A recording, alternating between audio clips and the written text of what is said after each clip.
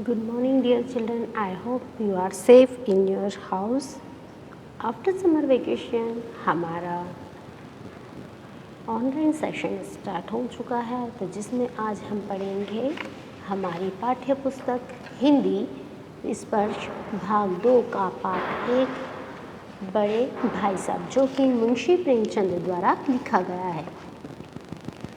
लेखक क्या कह रहे हैं कि मेरे भाई साहब मुझसे 5 साल बड़े थे, केवल वो 3 दर्जे ही आगे थे। उन्होंने भी उसी उम्र में पढ़ना शुरू किया जब मैंने किया, लेकिन तालीम यानी पढ़ाई लिखाई के मामले में वो जल्दबाजी से काम लेना पसंद नहीं करते थे। इस भवन की बुनियाद वो मजबूती से डालना चाहते थे, अर्थात वे हर क्लास में कम से कम 1 या 2 साल फेल होकर आगे की क्लास में प्रमोट होते थे। लेखक क्या कहता है कि यदि मैं छोटा था पर वो मुझसे बड़े थे। मेरी उम्र 9 साल की थी और वो 14 साल की थी। उन्हें मेरी तरबियत और निगरानी का पूरा और जन्मसिद्ध अधिकार था, क्योंकि मैं छोटा था, इसलिए वो मेरा ध्यान रखते थे और मेरी शालीनता इसी में थी कि मैं उनके हुक्म का पालन करूं। वे स्वभाव से अध्ययनशील थे, हरदम किताबें खोले ही बैठे रहते थे। शायद दिमाग को आराम देने के लिए कभी कभी वो कॉपी किताबों के हाशियों पर चिड़िया, कुत्ते, बिल्लियों की तस्वीर बनाया करते। कभी कभी एक नाम या शब्द वाक्य भी 10-20 बार लिख देते थे। मसलन एक बात कॉपी पर मैंने यह इबारत देखी, स्पेशल अमीना भाइयों भाइयों, दरअसल भाइयों भाइयों, ऐसा उनकी कॉपियों में लिखा हुआ होता था।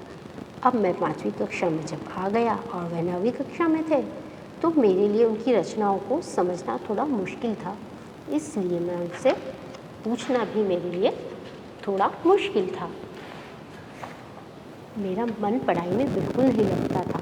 1 घंटा भी यदि मैंने पढ़ लिया तो बहुत ज़्यादा हो जाता था और मैं मैदान में खेलने चला जाता था, जबकि भाई साहब मुझसे दिन रात पढ़ाई करने को ही कहा करते थे।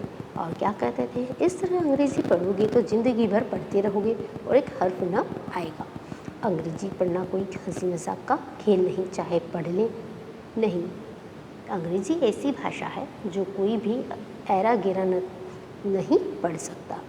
यदि सभी अंग्रेज़ी पढ़ लेते तो सभी विद्वान हो जाते हैं। लेखक कहते हैं कि मुझे इससे मेरा भाई साहब कहा करते थे और वो मुझे हरदम पढ़ने का कहते थे, लेकिन मैं क्या करूं, मेरा मन पढ़ाई में कम लगता था। मुझे तो दिन भर खेलना, हंसी कूद, मजाक यही पसंद आता था। कभी कभी मुझे तो डांट भी पड़ती थी। उन्हें यह लड़ताड़ सुनकर आंसू बहाने लगता। जवाब ही क्या होता, अपराध तो मैं किया करता था। क्यों? क्योंकि जब मैं अपना सारा समय हंसी में, खेल में व्यतीत कर देता था। इस तरह जान तोड़कर मेहनत करने की शक्ति मैं अपने में न पाता। किस तरह की? जिस प्रकार बड़े भाई साहब दिन रात मेहनत करके पढ़ाई करते थे। और जब मेरा नया टाइम टेबल भाई साहब ने बनाया तो उसमें खेल कूद के लिए बिल्कुल भी टाइम नहीं था, तो मैं बिल्कुल ही मेरी खेल कूद की मद उड़ जाती थी। प्रातःकाल जब 6 बजे उठना होता था, उसमें मुंह हाथ धोकर नाश्ता कर पढ़ने बैठना। 6 से 8 बजे तक अंग्रेज़ी, 8 से 9 बजे तक 9 तक हिसाब, 9 से 9:30 इतिहास, फिर भोजन और फिर स्कूल। 3:30 बजे स्कूल से वापस आकर आधा घंटा आराम करके 4 से 5 तक भूगोल, 5 से 6 तक ग्रामर, आधा घंटा हॉस्टल के सामने ही टहलना, 6:30 से 7 तक अंग्रेज़ी कंपोजिशन, फिर भोजन करके 8 से 9 तक अनुवाद करना और 9 से 10 तक हिंदी, 10 से 11 तक विविध विषय पर बातें करना और फिर विश्राम करना। अगर टाइम टेबल बना लिया है तो एक बात है, उस पर अमल करना दूसरी बात। एक ही दिन उसकी मैंने अवहेलना शुरू कर दी। मैदान में सुखद हरियाली, हवा के हल्के हल्के झोंके, फुटबॉल की उछल कूद मेरा मन मोह लेती थी और मैं पुस्तकों को बंद कर वहाँ खेलने चला जाता। सालाना इम्तहान हुआ, भाई साहब फेल हो गए और मैं पास हो गया और दर्जे में भी प्रथम आया, अर्थात मैं फर्स्ट डिवीज़न पास हुआ। मेरे और उनके बीच केवल 2 साल का ही अंतर रह गया। जी में आया कि भाई साहब को आड़े हाथ लूँ और कहूँ कि आप दिन रात पढ़ाई करते थे, खूब पढ़ाई की, लेकिन फिर भी आपका ये काम नहीं हो पाया। मुझे देखिए, मैं दिन भर खेलता कूदता था तो भी मैं पास हो गया, लेकिन वो अपने फेल होने से इतने दुखी थे कि मुझे मेरे मन में उनके प्रति हमदर्दी जागृत हो गई और मुझे ऐसा कहना अच्छा नहीं लगा। लगता था इस साल पास हो गया और दर्जे में अव्वल आ गए। भाई साहब ने मुझे कहा तो तुम्हारे दिमाग आए गए। मगर भाईजान, घमंड तो बड़े बड़े के नहीं रहता है।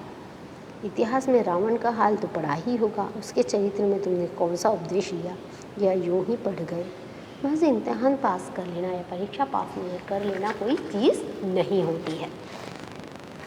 बुद्धि का विकास भी कुछ होता है। कुछ पढ़ो, उसका अभिप्राय समझो। रावण भूमंडल का स्वामी था। ऐसे राजाओं को चक्रवर्ती कहते हैं। आजकल अंग्रेजों के राज्य का विस्तार बहुत बढ़ गया है, पर उन्हें चक्रवर्ती नहीं कह सकते। शैतान का हाल भी पढ़ा होगा। उसने यह अभिमान हुआ कि ईश्वर से वह बढ़कर है, सच्चा भक्त और कोई नहीं। अंत में क्या हुआ? स्वर्ग से नरक में उसे ढकेल दिया। शहरों ने भी एक बार अहंकार किया, भीख मांग मांग कर मर गया। तुमने तो अभी केवल 1 दर्जा ही पास किया है और तुम इतना घमंड दिखा रहे हो। इतना बात मुझे भाई साहब कहते थे। मेरे फेल होने पर मत जाओ।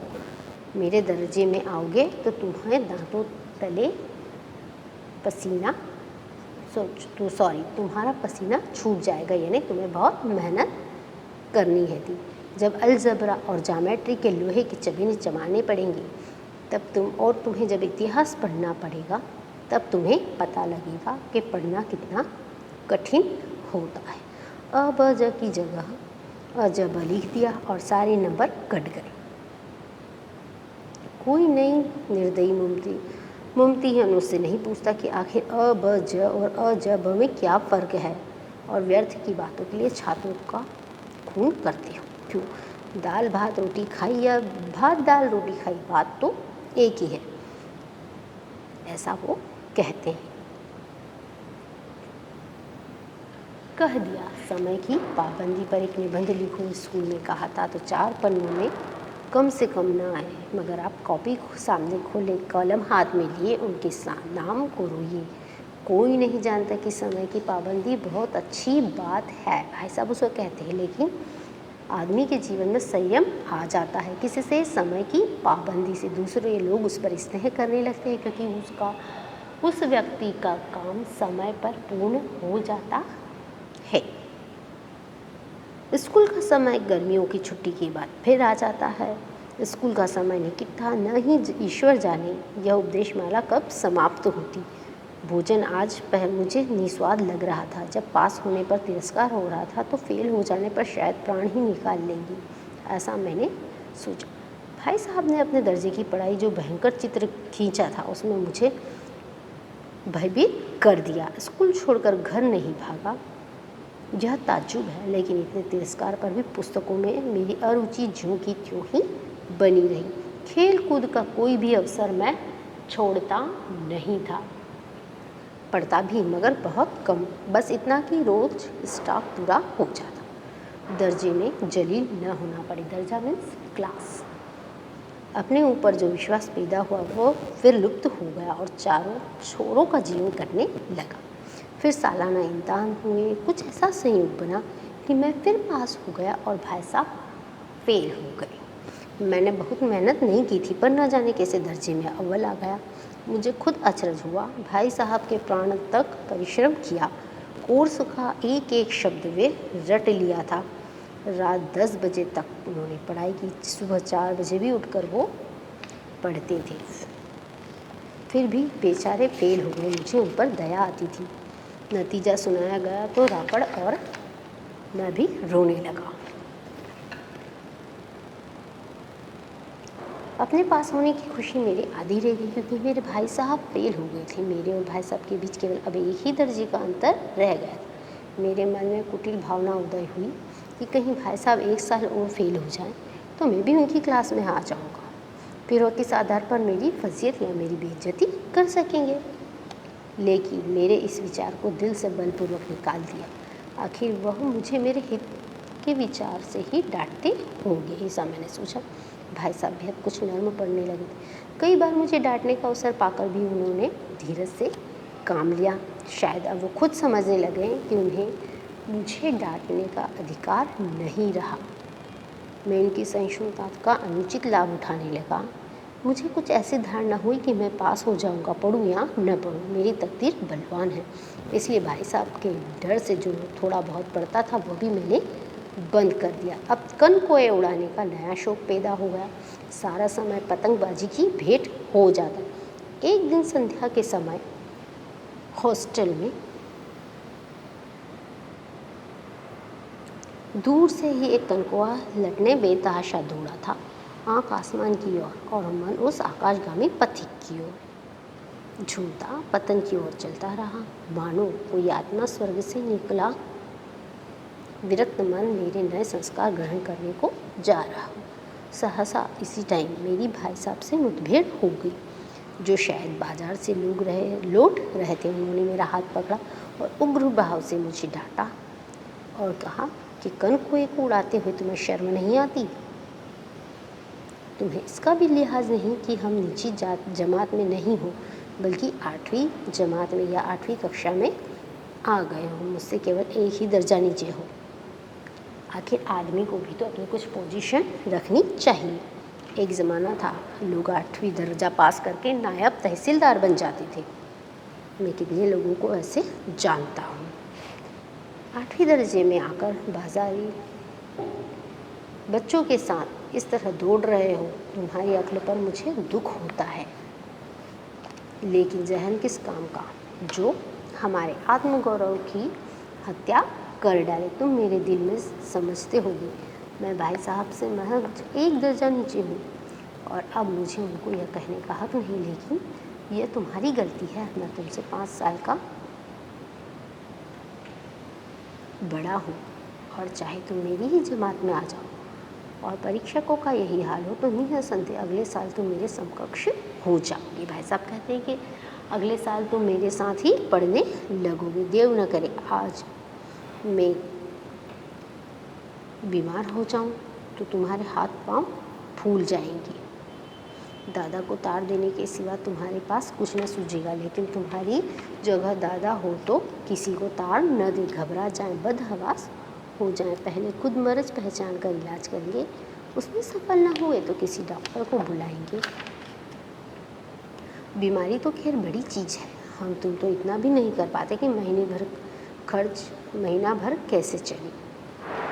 जो कुछ दादा भेजते हैं उसमें हम 20-22 तक खर्च कर डालते हैं और फिर पैसे वो मोहताज हो जाते हैं। नाश्ता बंद हो जाता है, धोबी और नाई से मुंह चुराने लगते हैं। लेकिन जितना आज हम तुम पर खर्च कर रहे हैं उसके आधे में दादा ने अपनी उम्र का बड़ा भाग इज्जत और नेक नामी के साथ निभाया है और कुटुंब का पालन किया है, जिसमें सब मिलकर 9 आदमी थे।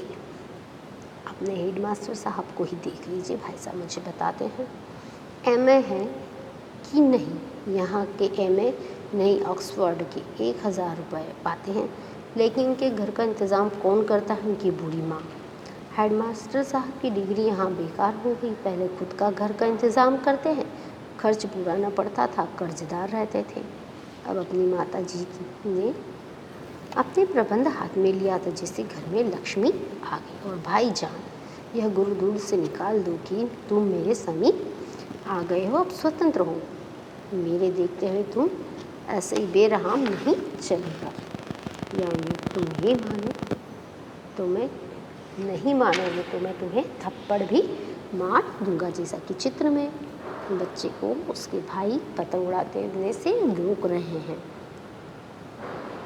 और मैं भाई साहब की जो नई युक्ति यानी योजना थी उससे नतमस्तक हो गया। और आज मुझे सचमुच अपने ऊपर जो घमंड आया था कि मैं बिना पढ़े ही पास हो जाऊंगा, उस पर शर्म आने लगी और भाई साहब के प्रति मेरी श्रद्धा और बढ़ती रही। और मैंने क्या कहा, आप जो कुछ फरमा रहे हैं बिल्कुल सच कह रहे हैं भाई साहब, और आपको उसको कहने का भी हक है, ऐसा मेरे कहते हैं। भाई साहब ने मुझे गले लगा लिया और मेरा भी मन कनकोए उड़ाने या पतंग उड़ाने का नहीं कर रहा। संयोग से उसी वक्त एक कटा हुआ कनकुआ या पतंग हमारे ऊपर से गुजरा। उसकी डोर लटक रही थी। लड़के उसके पीछे दौड़ रहे थे। भाई साहब लंबे थे, इसलिए उन्होंने डोर को उछल कर पकड़ लिया और मैं भी भाई साहब के पीछे पीछे दौड़ने लगा। उम्मीद है ये पाठ आपको पसंद आया होगा। इसमें एक बड़ा भाई अपने छोटे भाई को पढ़ने के लिए प्रेरित करता है ताकि वो पढ़ लिख कर एक अच्छा आदमी बन जाए, चाहे उसके भाई साहब जो उसे डांट रहे थे वो हर क्लास में फेल होते रहें या कुछ भी परेशानी देखते रहें। Thank you.